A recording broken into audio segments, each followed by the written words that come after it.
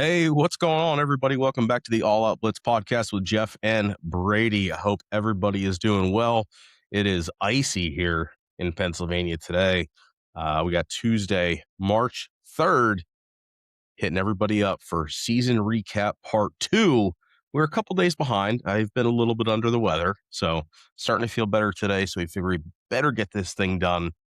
You just never know who's going to get sick next. So, how we doing today, kid? I am doing good. I got my school done. I did that early this morning. Uh, I had a little something in my throat a couple days ago, a little bit of pain right here. But Yeah. it turns out it might just be soreness or something like that. I don't know. Maybe I swallowed a chip wrong. Who knows? But I'm excited to be back Good on old the chip eater. podcast here. Yes, sir. We have quite a few things to go over. Combine was this past weekend, so that's always a good time. With not feeling well over the weekend, it was a great time to sit and watch the combine. So was able to catch up on that quite a bit. We're going to hit free agency news, off-season news, all the fun things, and then get into our season recap of what Brady's calling his best games for weeks 9 through the rest of the regular season. We hit weeks 1 through 8 on the first part of this little series. Let's jump right into it. What do you got for free agency news? Because you said something just came across that I'd be interested in, and I decided to joke around and make a joke. And then you said you will not tell me, but I must find out with everybody else. Yeah. So it just got reported, put out by Adam Schefter on Twitter. I don't know how He's a reliable liar, by source the he way. is. You think? No. Yeah, it just got put out. So the Chicago Bears, let me preface with this. The Chicago Bears, the entirety of last offseason, they spent upping their offensive line. They went, go trade for a few people, sign a few people, maybe go do something in the draft. That being said, at the ripe age of 27, offensive lineman, center, Drew Dahlman has officially called it a career. Just got announced by Adam Schefter. It is official. 27, the former Atlanta Falcon, Drew Dahlman, Falcons legend, has announced He his leaves retirement. Atlanta for 1 year and decides to quit. He goes to Chicago for 1 year and decides to call it a career. He leaves it. I mean, if you go to Atlanta with the last decade that they've been having, you figure you go to Atlanta and be like, I'm done with this sport. I've had enough. You just lose your love. He's like, I'm done. I quit. Oh my gosh. He leaves Atlanta, goes to Chicago. I wonder what brought that on. Mind you, Chicago had a very, very good year under first-year head coach Ben Johnson. It was honestly only upwards for there in Chicago. So I don't know. I'm assuming it must just be health reasons or something like that. Health or lost love of the game, or you never know. Hopefully he's okay. Hopefully everything else in his world is okay. Wow, that's very, very surprising. I know he went there and with high hopes of a good contract that he got, and that's bonkers. Yeah, because Schefter was just tweeting it out. I don't know what it was exactly. It was Dahlman signed a 3-year, $42 million contract last year. Yeah. He started all 17 games as well.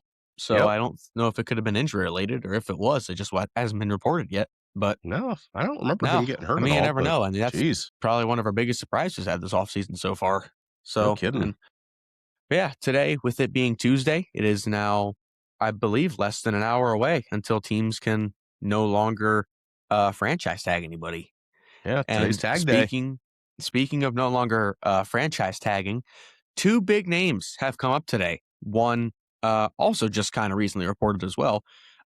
Cincinnati Bengals are not franchise tagging Trey Hendrickson. So Trey Hendrickson is going to be a free agent. Awesome.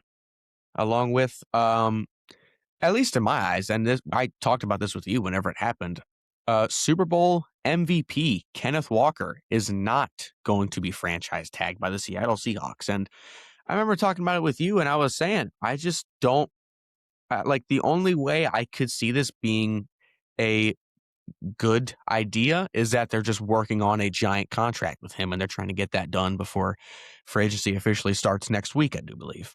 So, I mean, I just don't know how you don't at minimum franchise tag the reigning Super Bowl MVP. But I did see it did or someone talked about it and they said I think Kenneth Walker becomes like the fourth Super Bowl MVP to have the possibility of playing for a team the next season, and that's just crazy to me.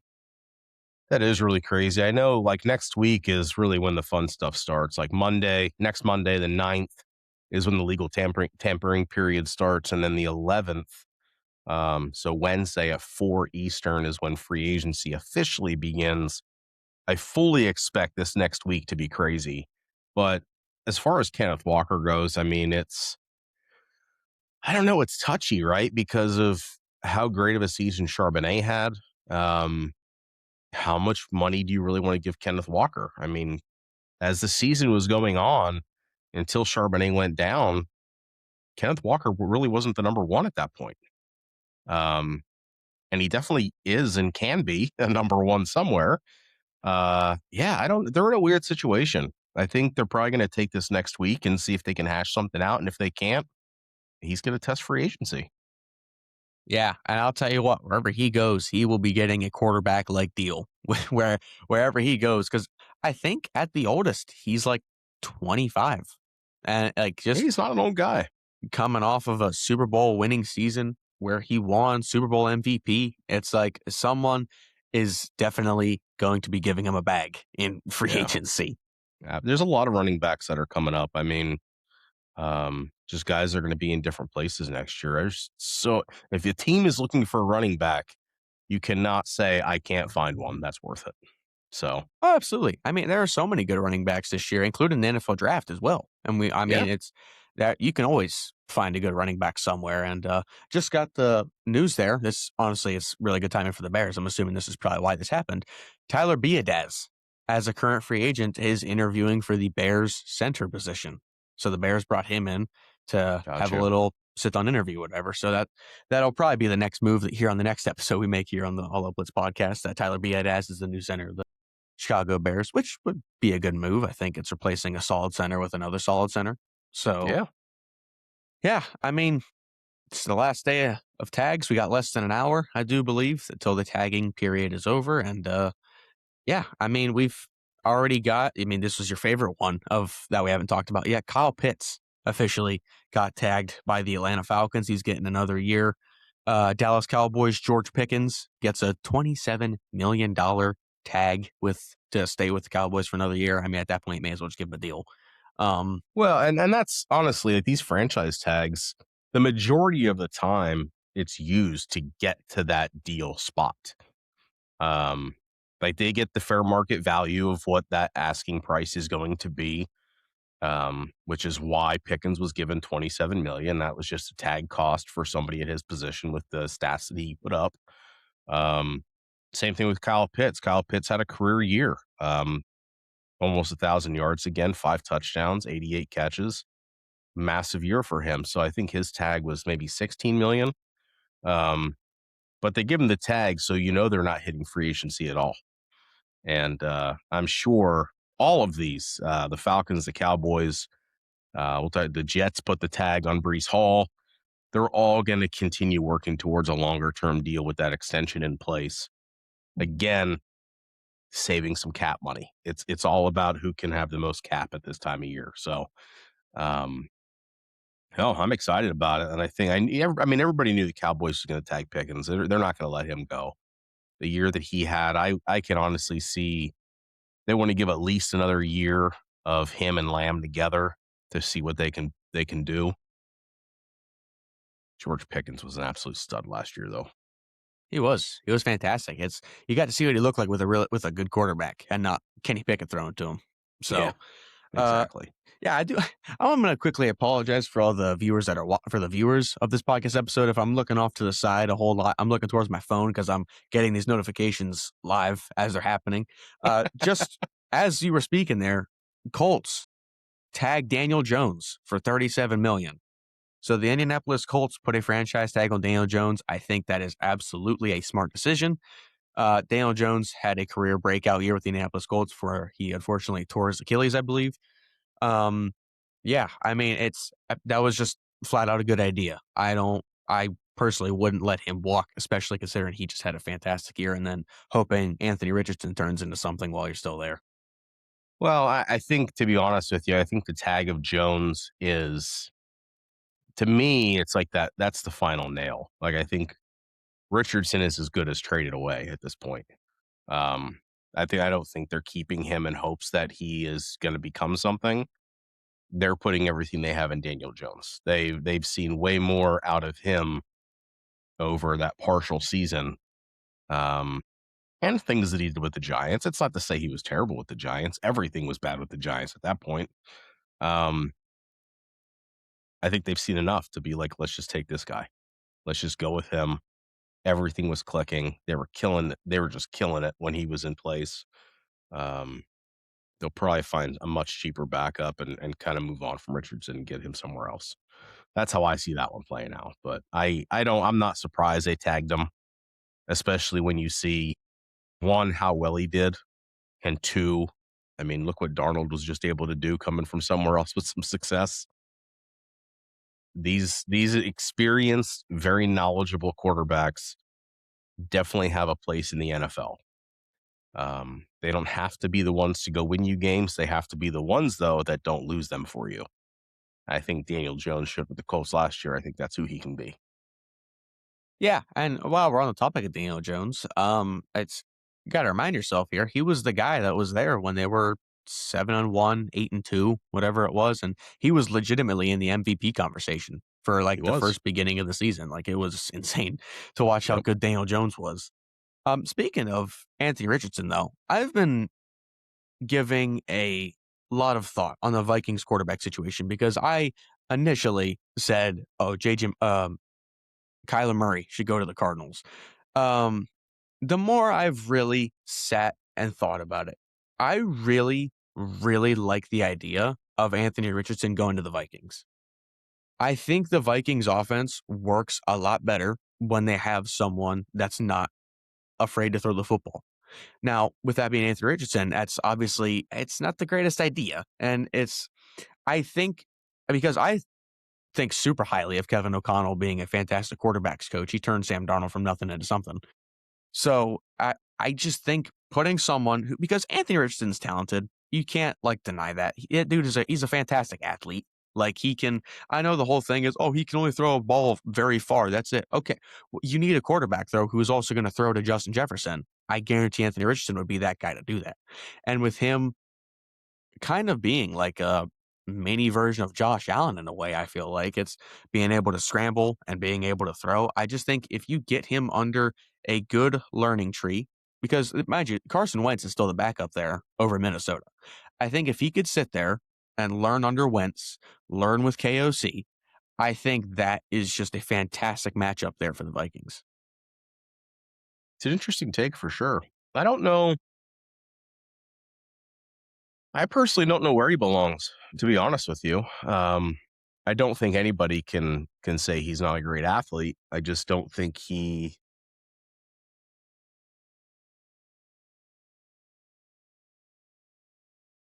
I don't know. It's hard. I just don't know if his game translates well into the NFL. He hasn't shown it from day one. Um, I agree with O'Connell, and I think that's a good spot. If anybody's going to get something out of him, he would do it. I don't know. I don't have a lot of faith in him translating what he has to the NFL. It's like to me, like my day, it's like Jamarcus Russell. Uber athlete, uber athlete coming out, right? Should be able to do everything. Now the only difference is I'm sure Anthony Richardson's probably actually putting work in where Jamarcus Russell did not do anything. Um, Same build, same body type. Athleticism is off the charts if he does it correctly. So I don't know. Maybe it is just a good coach. Maybe it is a good staff that can get behind him and push him to the next level. Um, it's been really difficult to see so far for that guy. Yeah, I mean, and it's like as much as people don't talk about it, I would compare the Colts quarterback room similar to the Jets and just on terms of how bad development has been because It you really see has been. so many young quarterbacks, they just get a dump taken on them, and people just forget about them and just pin them Cleveland. as they suck because they're just in such a bad situation where they're not even trying to develop him. They're just throwing him out as a day one starter, being like, okay, you just got to the league. You're going to be the guy that's going to go win us a Super Bowl first year. It's some quarterbacks, you need a Aaron Rodgers, Jordan Love situation where you have such a great quarterback in Aaron Rodgers, Hall of Famer, not even doubt in my mind. And then you have someone like Jordan Love, who, of course, everyone took a dump on because he got drafted in the first round, and Packers needed a lot more than a quarterback at the time. But you see what he's been doing now. Jordan Love's a fantastic quarterback, and it's because he sat behind Rodgers for like 2, 3 years. He got to learn and develop. Was he ready whenever he got into the league? More than likely, no. But you need to develop your young quarterback. You can't just toss him out there into the pool of sharks and with him covered in blood. Like you need to let him sit and learn from someone who knows what they're doing and someone who's been knowing what they're doing. So I mean, it's Most Anthony of the guys Richardson. don't come in and are ready. They're not. Can No, they they're do a not. little bit because of them being successful in college because they did learn the game well? Yes, they can go in there and do that. Um, most guys are not going to come in from college and take you to that next level. They're just not going to do it. No, they're not because you're expecting these like 21, 22-year-old kids majority of the time to like go in and act like they're a veteran when half the time they don't even know what they're doing.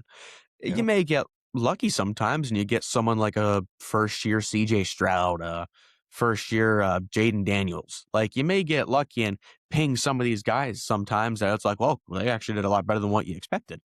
Yep. Even let's even go recently. Let's go Cam Ward. I know he didn't have a fantastic season by any means, but you look at the roster that's around him, he did pretty solid. He had over 3,000 yards, had more touchdowns than interceptions. I mean, what more can you really ask in a tight situation? So it's the art of developing young quarterbacks is completely lost nowadays compared to what it used to be. Go all the way back to Brett Favre and Aaron Rodgers. They didn't even like each other during that time. Brett Favre still took Aaron Rodgers under his wing. Like it's just Yeah. we It's have the completely it's the lost the art instant of developing gratification quarterbacks. culture. Instant Yeah, gratification culture. We get something and it's got to be perfect right now. We don't want to have to work to do it. We don't want to have to prepare to do anything. I'm going to go get this and it's got to be perfect now. exactly. That's sorry, people. That's not how the world actually works. In your little bubble, it might, but in the real world, it certainly does not. So I'm with you there. I think again, we've talked about this, I think, at nauseum at this point with how many teams are just going to look completely different this coming season. New quarterbacks, you got main running backs, you got wide receivers. I think they're going to be swapping spots, trying to get trades in. Um, I think every year we probably talk about how we expect free agency to be this big crazy thing or draft night to be a big crazy thing with trades and this and that. And I think part of that is our excitement about wanting to see something just shock us. Um, 99.9% of the time, it does not happen. However, this year, I think it does. Not necessarily draft night, but I think this free agency is going to show a lot of different things because of the way that coaching staffs and front offices are going to look vastly different than what they did just a few months ago. Yeah, definitely. I mean, like there's so many guys that who are already in the league and they've just been talked about ad nauseum by like reporters and stuff that like Yep. they're like the biggest names that are going to be finding new places next year. I saw earlier, um, I believe it was by Schefter or Rappaport that I think Max Crosby going to the Bears is the current favorite right now.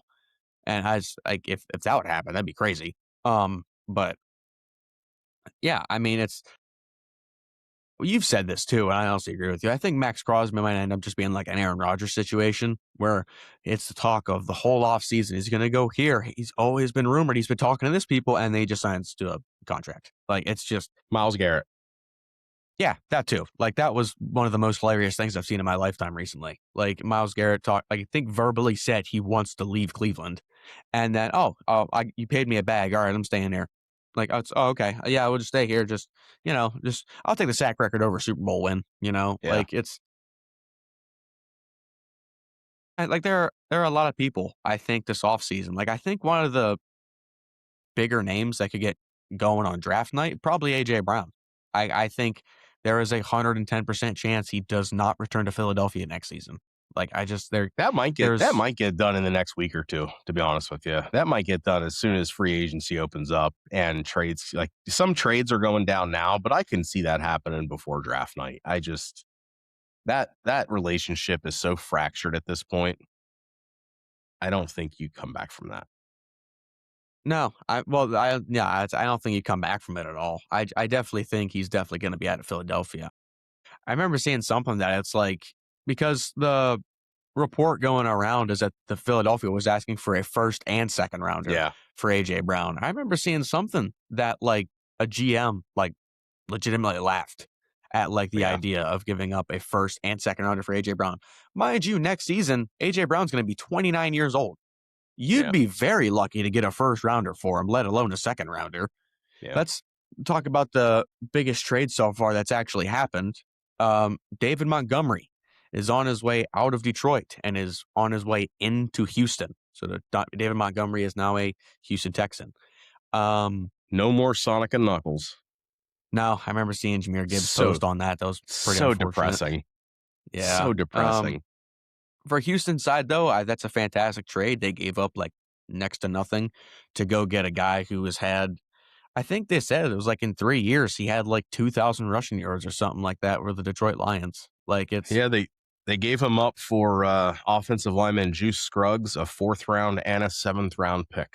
So I guess with Mixon being out, he's available. I mean, I don't know what Nick Chubb is doing at that point. Um, dude, can I tell you something? How awesome that would be? Because Tyler Algier is most definitely going to be on a new team next year, not with Atlanta. Bring Nick Chubb to Atlanta with Stefanski. Him and Bijan together. Speed, power, everything, dude. Let's go to work. I mean, that would be. that'd be pretty fun. Sorry, Yeah, I just thought of that definitely because fun. of Chubb being with the Texans. They're going to have Montgomery there. They really don't. They have no need for Nick Chubb at this point. No, I mean, and I'm pretty sure I don't know if Mixon's a free agent or not, but I would assume that he's probably going to go somewhere else. Like I just having that many like power backs on your offense is just kind of like weird to me to have David Montgomery, Joe Mixon, Yeah, Damian Pierce, I believe, also as well. You have Woody Marks, who's like the one guy I would say is like the speedster out of all of them. yeah. But I mean, yeah, to have that many guys on your roster, like that many talented running backs, you don't need. You can get rid of at least one of them, I'd say. So Yep, exactly. yeah, I mean that was I would say that's most of the free agency news, at least with the big names, anyways. The free agency news Yeah, that has the only other one is the Texans acquired tackle Titus Howard from Cleveland. Um, no, it's the other way around. Titus Howard went to the Browns in return for the Texans got a fifth rounder for him. that's right. That's right. Um, yeah. So I mean, people are slowly on the move, and as soon as next week hits, get ready for it to go. I know, man. I I know our schedule was gonna kind of become like, oh, let's just do this like every Sunday. But I mean, Yeah. it's next week. We might have to wait till like Saturday, like next Saturday, to make an episode because man, Or it's going to be multiple episodes because there's going to be so much to talk about. I was If gonna there is, say, we're going to have to do more than one. oh yeah, definitely. Like man, it's just that episode next Wednesday or Thursday, whenever free agency hits. Like man, there's going to be signings of big names left and right here and there. People getting a whole bunch of contracts and everything. Like man, it's going to be absolutely mayhem. But Yes. it's always such a great time of the year to see because you always get the ones that are like, whoa, that team got so much better, and whoa, that did literally nothing to help that team. Like it's yeah. Finish So up with the free agency. two more quick Yeah, go things. for it. Players that recently got cut. Commanders released Marshawn Lattimore. Not surprised. Vikings released or will be releasing Aaron Jones and Javon Hargrave. Chiefs are going to be releasing Jawan Taylor. Those are all Yeah, big names. yeah, I would definitely say so. Uh, I think I remember seeing someone saying Aaron Jones going to Detroit. I think that's just kind of like a match made in heaven almost. Like just me personally, I would like Aaron Jones to go back to the Packers, but that's just me being hopeful with losing Wilson. Um, yeah, I mean, I do believe Romeo Dobbs as well. He's going to be a free agent. I do believe. I'm pretty sure the Packers will let him walk, so that'll be a definitely be a big name to pick up in the free agency there for wide receivers. Thing with Jawan Taylor, he's definitely going to get a contract somewhere. I mean, we all make the jokes about him false starting every single play and not getting called for it, but aside from that, though, he's honestly a solid tackle, He so he's is. definitely going to be getting a contract somewhere. He is. Javon Hargrave, he might honestly be just flirting with retirement at this point. I believe he's at least 30, I think. So, you never know. I don't know. And to cap that all off, the salary cap officially rises to over $300 million. I I I just mean, you don't know. gotta, Why don't we just make it's, it? Why don't we make it like the NBA, where the owner could just pay a tax if they go well over, and just let yeah, them spend what they want? yeah. Like I just don't At understand. least we don't Like, have like MLB contracts where there's just not a salary cap. Could you imagine the contracts then? My goodness. or the fact that Mahomes, Bobby Bonilla is still making money every year on Bobby Bonilla Day, like because he had like a Mahomes' 30-year contract. 10-year contract would have been like 10 years, $1 billion. Yeah, Because I remember that contract too. I think it was like 10 years, like 500 million or something like that. That was I don't Mahomes' even know. It contract was after they just won that Super Bowl. crazy. I remember it was just something stupidly massive, and it's like, what? Where are they getting this money from? Yeah, But we'll see what happens. It's always going to raise. You know what I mean? Until something happens where we stop letting everybody, like, I don't know how you really want to call it, like one up each other essentially with contracts, like what we're talking right now with Jameer Gibbs and Bijan Robinson. Well, one of them's waiting for the other one to land first so we can make it higher. Quarterbacks do that every year. Until that changes, it's going to keep going this way. yeah, and I remember talking to you. I think with the Lions getting rid of David Montgomery, I'm assuming they did that mainly just so they can save up more money to give to Jameer Gibbs. Then because we talked about this last episode, we both agree. I think both teams are just waiting to see who bites first and who gives out the contract first. Because as soon as that first contract goes out, the other one's going to be like, "Hey, you don't think I'm worth more than that guy?" And then it'll cause the whole thing. So Well, Montgomery deserves a spot, to be honest with you. He shouldn't be a number two in a 1-2 punch, to be honest with you. He was that last year and they didn't make the playoffs. So where does he have to go from here? He wants to go on his own, probably give himself one last shot to be a starter and see if he can do something and go from there. So, yeah, definitely. I mean, I agree with you. First thing that I think he definitely should be a starter on a team somewhere. I mean, I remember, gosh, where was I think he was with the Bears his first time around here in the league, and he did very well when he was with the Bears, and then he earned the contract with the Lions, and he was fantastic in the 1-2 combo with Gibbs because there were times where we're like, why is Montgomery in and not Gibbs? And I remember that was a very frustrating time. He was also a part of that team though. You also got to remember when they went 15-2. So yeah, it's he's had the taste of what almost making the Super Bowl feels like. I guarantee he wants to keep going with that, and obviously he thinks Houston's his best shot there. So, yep. or well, I guess he Well, didn't really have the final he say didn't in have a it, say in but that. Yeah. I was gonna say you didn't have a say in that. But yeah, I mean, I will give my comment on Titus Howard though. I feel like it's weird for the Texans to get rid of an offensive lineman after they just had a very abysmal offensive line during the playoffs. So, because I will say some of CJ Stroud's interceptions, yes, they were on him. Some of them, there were also like 3 linemen in his face. So, I mean, it's, yeah, if you're good and you're bad, getting rid of one of their Texans offensive linemen right now. But yeah, I would say that's Absolutely. the majority of free agency news. I'll update everyone here if I get anything else. But let's move back into the series here, part 2 of the best games of the season.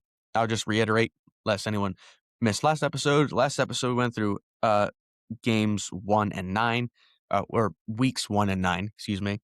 And these are just all personal opinion. These are just games that I picked. That's not like I delved through every single stat and was like, well, actually, this one's better than this one. If you have your own personal opinion, let us know in the comments. If you're watching this by any means, let us know.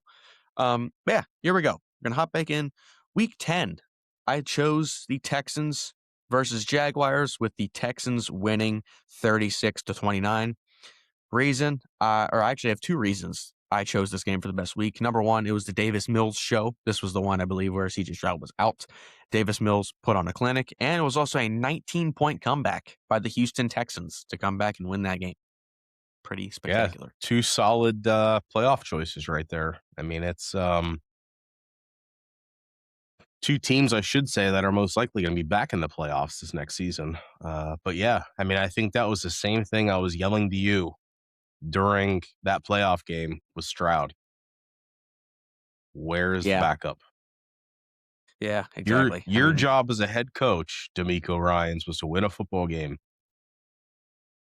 DJ Stroud should be a big enough boy that if you're throwing 3 picks in the first half, we're going to put somebody else in because this game is close. Let's go win this thing. yeah, I mean, I even back then, I still agree with you. I just think you get to that point, it's like, dude, I understand. Oh, well, what about CJ Stroud's confidence levels? Big dog, I'm He trying to had win a playoff game right now. he He be but aight. he had none. He had no confidence at all. You could see it in I his know, you could face. You even could watch see it him in on the his body sideline too. language. Like, it was bad. So, Yeah, that's you could yeah. see him on the sideline too. He's just watching, just blank face, watching the replay, and it's just like, yeah, you could even tell coming out of the half, especially after he threw that fourth pick too, that he's just like, he was mentally checked out. Like, it's just, you could throw him back out there. He was barely going to complete a pass. It doesn't, like, regardless of the weather, whatever it may be. It's just CJ Stroud was not mentally there, and that's whenever the Patriots won that game was as soon as he mentally checked out. Yep. Moving on to Week 11, I chose round 1 of the Rams versus the Seahawks, with the Rams winning 21-19. Final play was a missed field goal for the Seattle Seahawks. I will admit I don't have that much recollection of it, but I believe a 21-19 game with a missed field goal being the final one. I do believe the field goal was like 40 plus yards, so it wasn't like it was a chip shot that Jason Myers missed. But with Jason Myers barely missing, that's always a big story to tell.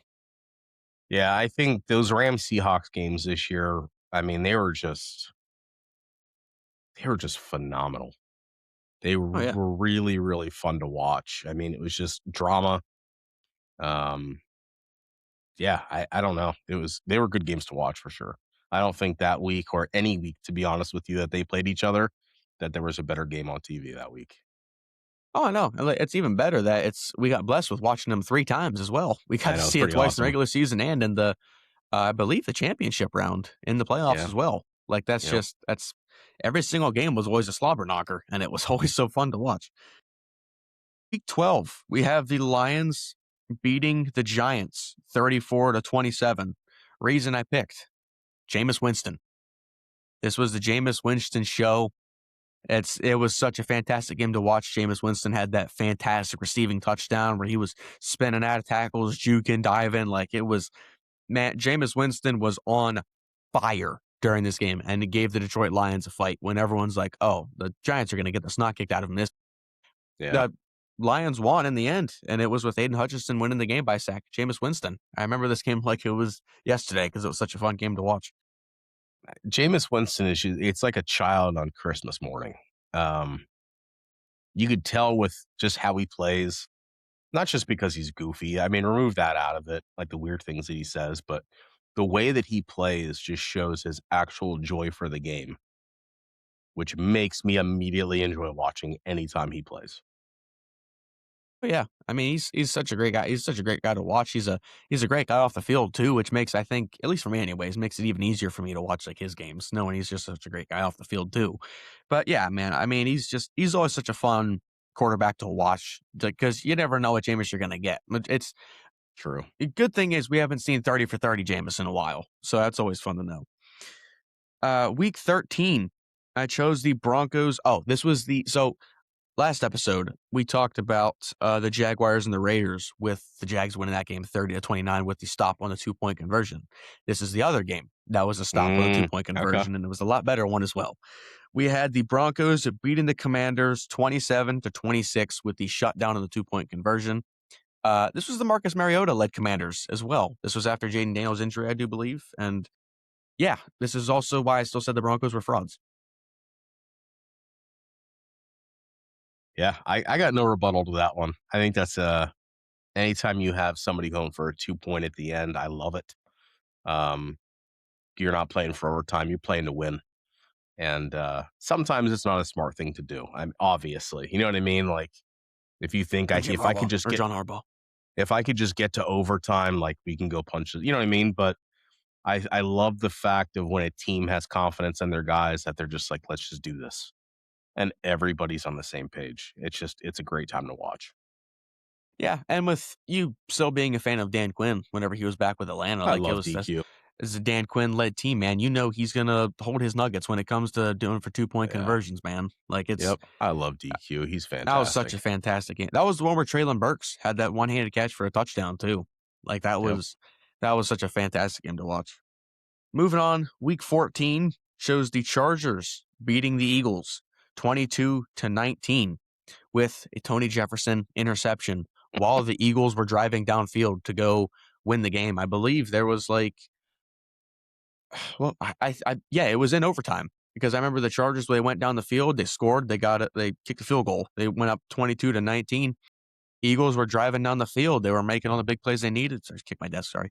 They were making all the big plays they needed. And then I believe they got down to like the 15 or something. Jalen Hurts kind of forced a pass. I believe it might have gotten tipped, and Tony Jefferson just went, swooped under it, picked it off. Chargers won the game. It was a fantastic game to watch.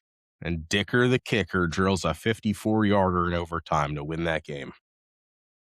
It was pretty awesome, man. I mean, it's Dicker's kick wasn't necessarily because Tony Jefferson's pick is what ended the game. But it's yeah, I mean, Cameron Dicker, I mean, automatic when you want to talk about a kicker because he is statistically the greatest kicker of all time. I think it's like he has the most attempts made out of a minimum of 100 attempts. I believe he made like 94 of them. So Yeah. he is statistically the greatest kicker of all time. Week Craziness. 14, you're gonna love this one. Week 15. Bills beat the Patriots 35-31 in a 21-point comeback by the Yes, Buffalo sir. Bills. This is when That the narrative was continued with the Bills being a second half team. yes. Um that I'll tell you what, the first half of that game was so unbelievably frustrating. It almost wanted everyone to give up on watching that game. And as soon as the second half hit, and more importantly, the fourth quarter, wow, is all I have to say about that. It was a fantastic comeback. Josh looked like he put everything on easy mode. Um, yeah, they would have spanked them if they were in the playoffs together. That's all I got to say. Yeah, I mean, I agree with you. It would have at least been a better game than what the Broncos Patriots would have been. Yes. Yeah, I Yep. mean, Josh just went bizarro mode in the second half of that game there, man. I mean, I remember the first half, I think the score at one point was like 21-10 or something like that for the Patriots leading. And I remember I remember whenever it happened because I was watching it. I remember the Bills had just gotten back on top, and then Travion Henderson takes that like 60-yarder to the house. And I was like, the Bills cannot have anything, man. What is going on? I think they were winning. I think it was like I think they were up then like 31-24.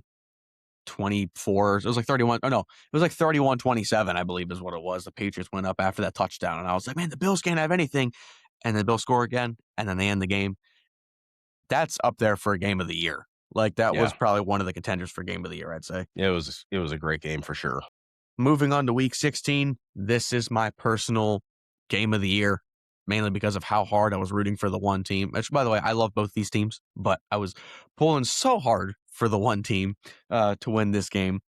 We have the Seahawks versus the Rams, round 2. Seattle wins 38-37. I just pinged it as game of the year. Man, to go for that 2-point conversion at the end of overtime. I mean, like this game, it had been right hook, left hook, right hook, left hook. Like there was dang near zero defense played that entire game. And it was like, man, it was so fun to watch live because I watched like the entire like second half and overtime of that because by the time the third quarter ended, man, I was hooked. I was sitting in front of my TV just watching Yeah. intensely, waiting for something to happen. And man, with Seattle scoring there at the end, I believe it might have been on fourth down.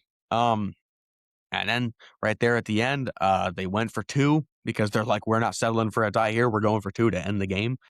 And they get the two. It was in Seattle Stadium. Stadium just erupted as soon as it happened. Like, man, it was just watch. That's one game I'd love to go back and watch live because of how much anticipation that was on that 2 point conversion. You're sitting there because I remember this was the game that moved Seattle to the number one seed and to number one in their division. Like there was so many things on the line that like it was just such an exciting football game to watch. Yeah, I mean, they came back from 16 down in the last 9 minutes of the game. Seattle did. I mean, it's just when you see games like that, and then you come down to, again, a 2 point, especially in overtime. I just, they were like, we've had enough of this. We're just going to end it now. Again, that confidence you have in your guys to go do what they need to do one more time, that wins me over every single time. This was also the game where that 2 point conversion happened that everyone was like, how the heck was that a Yeah. 2 point conversion? Yeah. Because it was a backwards pass, but then it wasn't, and then it was a fumble, but it wasn't, but then they picked it up, so it counted as a 2 pointer. So it kind of worked, even though the refs already said it wasn't a 2 point conversion. Like Yep.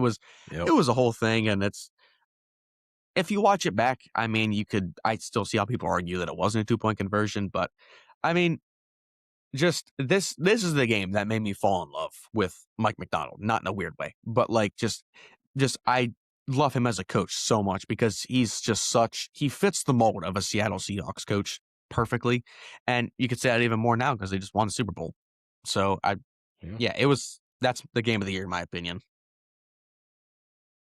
Week 17, we have the 49ers beating the Bears 42-38 in a shootout. I remember watching this game live as well. It was the very first play of the fourth quarter. DeAndre Swift takes it in for like a 20-plus yard rushing touchdown. I remember watching that and I was like, the game just started for me. What the heck just happened? Because I remember seeing how close the score was. It was like, I don't even remember what the score was, but I remember tuning in and I'm like, oh, this is so exciting. I turn on the TV. As I turn it on, it's the play is starting. DeAndre Swift takes it in. I said, what just happened? I just started watching, man. But yeah, it was a shootout. There was scores left, right, and center. Like it was such a fantastic game to watch, though, man. Yeah. I agree. I agree. Moving on to the final week here. I'm assuming everyone could probably guess what this one is. Week 18, Steelers versus the Ravens. With the Steelers picking up the win 26-24. I just pinged it as bye-bye Harbaugh because this was the game that got John Harbaugh fired. This was such a fun game to watch because of how much I like Mike Tomlin. I was pulling for the Steelers hard in this game. I knew even if they won, I knew they're going to be a first-round exit because that's what the Pittsburgh Steelers do. I was still pulling for the Steelers to win this game, man. Um, yeah, and it was just so much fun. I mean, like watching. I I believe Boswell missed it. Oh yeah, because the Steelers scored, then Boswell missed the extra point, which would have made it a 3 point lead. And I was like, oh no. And then the Ravens had that big catch to Isaiah Likely, set him up perfectly in field goal range, and Tyler Loop kicks it. It's going, it's wide right. Ravens lose the game. And it's just poetic. Afterwards, Mike Tomlins just blows a kiss to the camera. Like it was so much fun to watch, man. Yeah, I mean, anytime you have those teams play each other, I mean, especially with Tomlin versus Harbaugh, I mean, those games were usually always golden to watch. Um, Surprising that both of those teams now will have different coaches and a lot of things changing, but uh, such a fun way to send off the regular season, I think.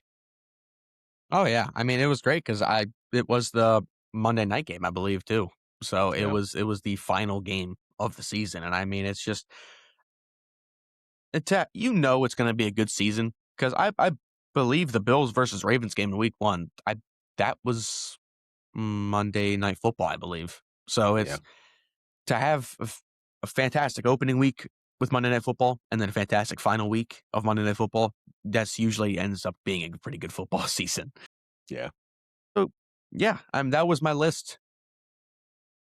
If, like I said at the beginning of this, if you guys didn't watch part one, absolutely go watch part one. I covered the first, covered weeks 1 through 9. Yeah, man, we're gonna have to figure out some more stuff to do now because we just went through all that. We've had that planned for a little while, but yeah, I mean, we gotta start planning some new things aside from just free agency and the I draft think with the there's Hunt going to Cup. be some mock drafts and things coming here shortly. So, um, looking back at the combine from this past weekend, um, I don't know if there were a ton of surprises. I'm not all up on my college guys yet that I haven't watched all year. Kind of working through some of that now, but guys, quarterback wise, of course, Mendoza did not participate. That's a whole different conversation. Um, I think Ty Simpson looked really good. He looked really good throwing the ball like we know he should be. Drew Aller from Penn State looked really good throwing the ball. Um, we had quarterbacks running a 4.37 40, which was pretty fun to watch. Running backs, there's quite a few I feel that probably increase their draft stock. Um, what was his name? I just forgot his name. Little guy. He was a Mike small. Washington Jr. No, he was a small guy. Was he I'll the have to guy that look was him. like 5'9"? I think so. But I'm he about to say he I remember him looks too, but he looks solid. I cannot. Was his name Cam or something like that? Um, wasn't really sure who he was to be honest with you, but ran really well. When they got to the drill stuff on the field, he was impressive with the way that he moves. He's so fluid and quick. Caught the ball really, really well. Um, dang, I should remember his name.